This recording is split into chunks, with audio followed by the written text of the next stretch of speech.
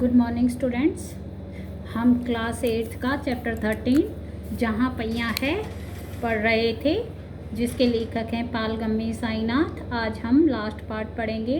कल हमने बताया था कि कैसे जो हैं औरतें अपना बस स्टॉप पर इंतज़ार नहीं करती हैं जब से उन्होंने साइकिल का इस्तेमाल शुरू किया है, और ना अब वो किसी पर डिपेंड हैं। नहीं तो उन्हें जो है बस स्टॉप तक छोड़ने के लिए भी किसी पर पिता भाई पर डिपेंड होना पड़ता था। अब वो अपना सामान बेचने के लिए गिने चुने गांव में नहीं जाती, बल्कि बहुत जगह जाती हैं, और घर के काम के लिए उन्हें जल्दी भागकर भी घर नहीं आना पड़ता। और अब जब वो घर भी आ जाती हैं तो जब उनको पानी लाना होता है, अपने बच्चों को आगे बैठा लेती हैं, पीछे सामान ला लेती हैं, बर्तन भी पानी के ले आते हैं। तो साइकिल के क्या क्या फ़ायदे हुए हैं तुम्हें पता चला। अब आगे देखिए। अन्य पहलुओं से ज़्यादा आर्थिक पहलू पर ही बल देना गलत होगा। कहता है और दूसरे कामों को देखते हुए अगर हम पैसे वाले पहलू पर, आमदनी वाले पहलू पर ही केवल बल देते रहें, जोर देते रहें, तो ये गलत होगा। साइकिल प्रशिक्षण से महिलाओं के अंदर आत्मसम्मान की भी भावना पैदा हुई, कॉन्फिडेंस भी आ गया उनमें साइकिल चलाना सीखने से। ये सबसे ज़्यादा इम्पोर्टेंट है, महत्वपूर्ण है। फातिमा का कहना है कि बेशक यह मामला केवल आर्थिक नहीं है। फातिमा ने यह बात इस तरह कही जिससे मुझे लगा मैं कितनी मूर्खतापूर्ण ढंग से सोच रहा था। लेखक क्या कहना चाहता है कि जब फातिमा ने ये बात कह दी कि भाई ये मामला तो बस पैसों का या आर्थिक कमाई का जरिया नहीं है, फातिमा ने जब ये बात कही तो मुझे लगा ओहो मैं ही कितने मूर्खता से ये सोच रहा था। उसने आगे कहा, साइकिल चलाने से मेरी कौन सी कमाई होती है? मैं तो पैसे ही गंवाती हूँ। मेरे पास इतने पैसे नहीं हैं कि मैं साइकिल खरीद सकूँ, लेकिन हर शाम मैं किराए पर साइकिल लेती हूँ ताकि मैं आज़ादी और खुशहाली का अनुभव कर सकूँ। उसने इसका उदाहरण कैसे दिया?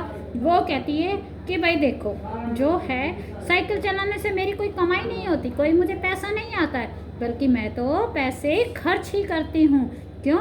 वो हर शाम को रोज़ किराए पर साइकिल लेती है तो उसके किराए के पैसे देने पड़ते हैं। लेकिन वो कहती है इससे मुझे किस चीज़ का अनुभव होता है? खुश होने का और अपनी स्वतंत्रता का अनुभव होता है। पुंडुकोट्टई पहुंचने से पहले मैंने इस विंड सवारी के बारे में कभी इस तरह सोचा ही नहीं था। मैंने कभी साइकिल को आज़ादी का प्रतीक नहीं समझा था।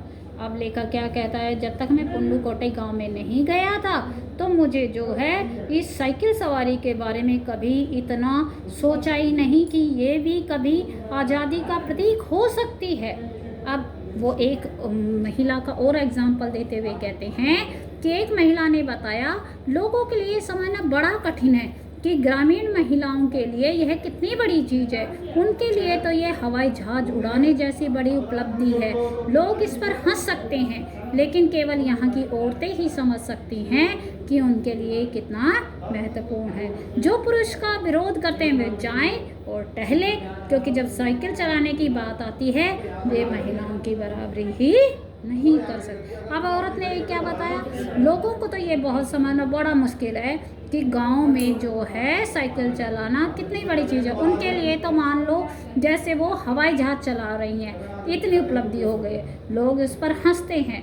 लेकिन ये कहती है, जब वो ये बात कहेंगी कि हमारे लिए तो साइकिल चलाना ऐसा है मानो कि हम हवाई जहाज चला रहे हैं, तो शायद लोग उन पे हंसे भी, लेकिन उनको कितना फ़ायदा है ये तो केवल यहाँ की औरतें ही समझती हैं। और जो पुरुष, जो व्यक्ति इसका विरोध करते थे, इसके विपक्ष में बोलते थे, वे जाएं और पैदल ही टहलें, क्योंकि जब साइकिल चलाने की बात आती है तो वे उनका मुकाबला नहीं कर सकते, क्योंकि वो साइकिल नहीं चलाते बल्कि पैदल ही घूमते हैं।